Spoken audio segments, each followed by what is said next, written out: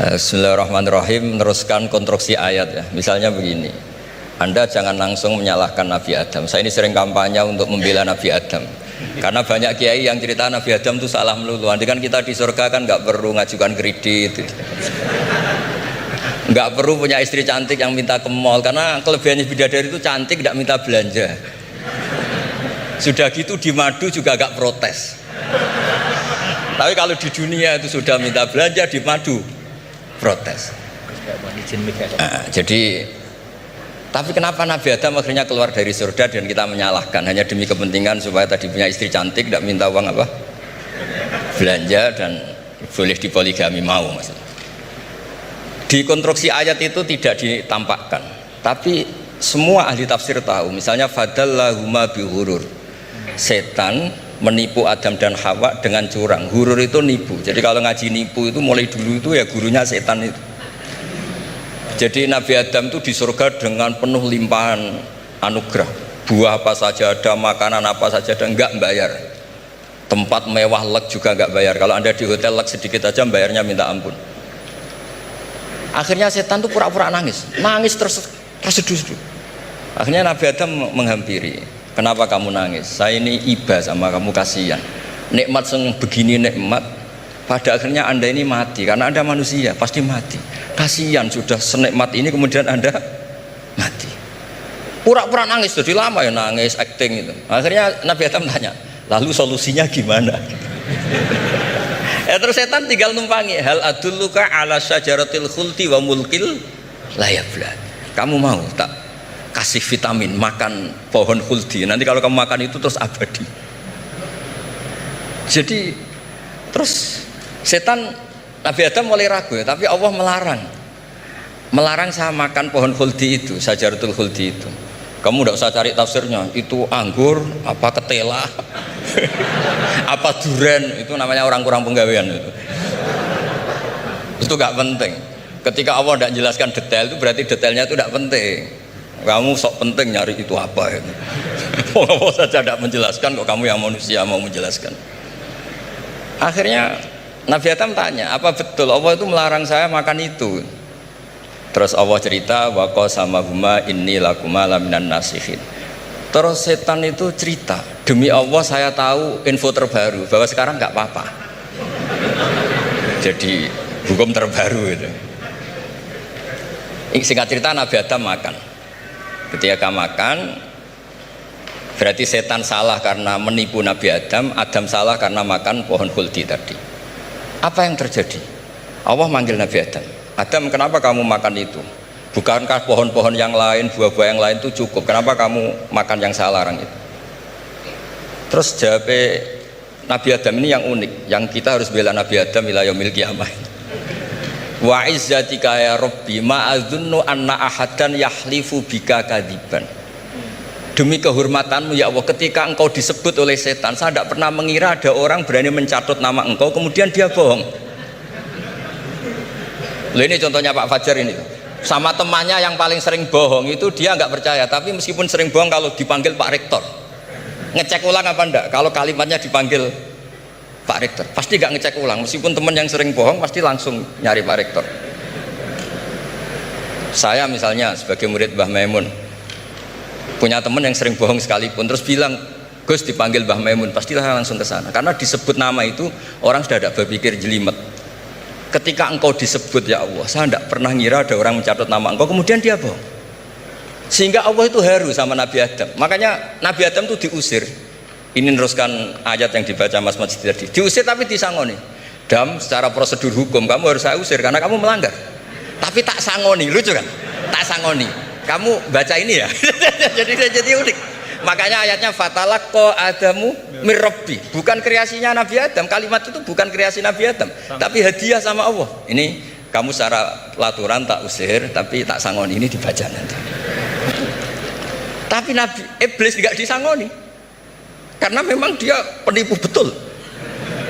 Sudah gitu akting pura-pura nangis, pura-pura ini itu, jadi bener-bener penipu ulung. Makanya sekarang pun kalau penipu itu memang harus sopan, harus nangis, itu cara untuk Karena sanatnya penipuan memang begitu, sanat awalnya memang begitu. Pura-pura nangis terus pura-pura itu. Jadi itu memang cara paling efektif untuk apa? Nipu. Ada sanatnya. Ada sanatnya. Nah, lalu kenapa ada hadis mangqala la ilaha illallah dakhalal jannah? Ini terakhir terus nanti Mas ngendikan terus doai sekalian. Perintah sohibul bait, bukan permintaan, perintah. Perintah itu bukan berarti tidak sopan. Memang bahasa Indonesia itu gitu. Permohonan itu mesti diabaikan. Kalau perintah itu agak tegas. Bukan masalah. Jadi begini. Saya ulang lagi konstruksi ayat fadallahuma bihurur. Kenapa mangqala la ilaha illallah dakhalal jannah? Itu unik. Kalau kita baca hadis, ada orang itu pendosa, salahnya sudah minta ampun. Sama Allah dipanggil. Ini hadis musnad, riwayat Musnad Ahmad dan banyak riwayat yang lain. Dipanggil, "Fulan, kamu ke sini. Kamu lihat itu apa?" "Bok, Gusti." "Berapa?" 99. Per bok itu maddul basor. Sepanjang mata melihat itu isinya dokumen kesalahan dia. Jadi nggak kayak yang di pengadilan itu hanya beberapa tumpuk. Itu sepanjang dia lihat itu kesalahannya dia. Sepanjang dia melihat. Sudah gitu jumlahnya 99. Ya dia putus asa, dia tidak akan masuk surga. Kemudian sama Allah, sudah kamu tenang saja. Diambilkan bok kecil sekali, paling sak bok jam tangannya.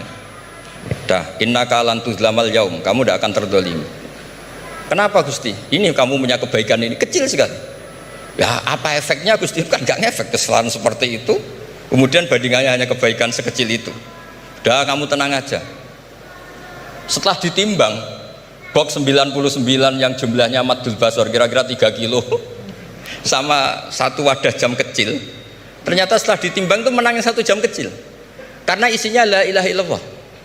Malaikat itu gak berani. Kamu berani ada namaku kemudian kamu abaikan. Saya dipanggil 1000 mahasiswa UII sama satu Pak Rektor, Pak Fajar. Kemana arahnya? Ke satu rektor apa ke 1000 mahasiswa yang manggil? Pak Rektor, kan ini urusan nasib. Nah ini cerita. Malaikat yang nimbang Pak Warsono itu diprovokasi sama malaikat yang lain. Kamu berani nggak mempertimbangkan kata Allah di situ? Wah ya tidak berani. Jadi disebut fala yaskulu ma'asmillahi ta'ala sayun, dibandingkan asma Allah itu tidak ada yang bisa ngungguli. Nah, di sini terus para torekot, para apa konwiridan Allah. Tapi karena kita ini sekarang sudah tidak ngaji malah tanya, gunanya apa sih muni Allah? Lu nyebut pangerane orang gunane. Oh ini sedang nyebut Tuhannya kok kamu tanya gunanya apa? Kamu tak kasih uang aja tidak pernah tanya gunanya uang ini apa? Pas dijak wiridan tanya, gunanya apa sih? Oh dasar orang aneh. jadi logis. Lah Nabi Adam juga sama, ketika disebut asma Allah itu nggak mikir yang lain, apa setan itu penipu apa enggak, sudah grogi yang manggil Allah langsung. Nah makanya saya mohon, kenapa kita memahami mangkana akhiru kalamihi Allah la ilaha illallah dakhalal jannah, karena dengan itu malaikat nggak berani macam-macam. Jadi nanti kalau Anda ketemu malaikat tukang hisab, ayo silahkan abaikan nama Allah. Kalau kamu berani berarti tidak malaikatnya Allah. Masa namanya Allah gak dipertimbangkan? Ya tadi misalnya dosen-dosen UI ada undangan seminar menjanjikan, enggak seminar menjanjikan tapi yang manggil rektor, milih mana? Kira-kira saja milih rektor kan? Karena ini nasib berkelanjutan kan kalau seminar kan. Apalagi ini asmane Allah. Nah, makanya Nabi ngendikan fato satisi jilat wasakula ismuwah. Kemudian bok kesalahan tadi jomplang kalah, kemudian yang menang hanya asmanya Allah Subhanahu wa ta'ala. Makanya terus disebut, sudah Nabi ketika tanya amal apa paling baik ya Rasulullah, gini, dzikrullah fisri wal alan, gini dan kamu mati dan kamu hidup walisanu katorbun, kamu harus selalu ingat Allah ta'ala. Lah dene saya sekarang itu sudah biasa ingat Allah terus disuruh ingat rektor, ya muka-muka itu tugas dari Allah juga. Saya tidak tahu apa benar apa tidak tahu. Tapi yang jelas saya tidak jenis orang yang apa ya, terus nganggep apa dunia penting betul. Tapi ya penting lah gue sanggup mati. Tapi yang jelas supaya sampean ngerti madhab saya, karena ini ngaji dan saya punya niat baik, maka saya ungkapkan cara berpikir saya. Jadi sampean tidak usah kaget. Mungkin namanya kan mengabaikan kesalahan, cara berpikir nggak gitu. Kita punya riwayat sahihah bahwa ketika malaikat mengabaikan semua kesalahan ini karena nggak berani memperbandingkan asmane Allah dengan yang lain. Makanya disebut di akhir hadis fala yaskulu ma'asmillahi ta'ala syai'un. Ketika sudah nyebut Allah harus dianggap selesai. Nggak boleh habis nyebut Allah mau mati kredit, nggak boleh. BPKB di bank ini nggak boleh. Nanti akhir hayatnya bilang BPKB bukan Allah. Nggak harus kata Allah itu mengunci. Disebut akhiru kalami. Lah kalau sampean tanya kenapa itu menjadi penting, karena tadi malaikat tidak akan memperbandingkan Allah dengan yang lainnya. Makanya ketika ulama-ulama sufi, kalau kamu habis salah istighfar, nanti di sohifah kamu akan ditulis habis salah, salah. Terus di belakang ditulis, tapi setelah itu dia bilang astagfirullahaladzim. Nanti malaikat tinggal aja kamu teror, kamu mempertimbangkan Allah apa yang itu. Ini tak ajari nih, kalau tepak ya kamu didengar, kalau tidak malah digebuki, tidak tahu saya. Tapi itu ijazah resmi nih hari ini, hadisnya akurat.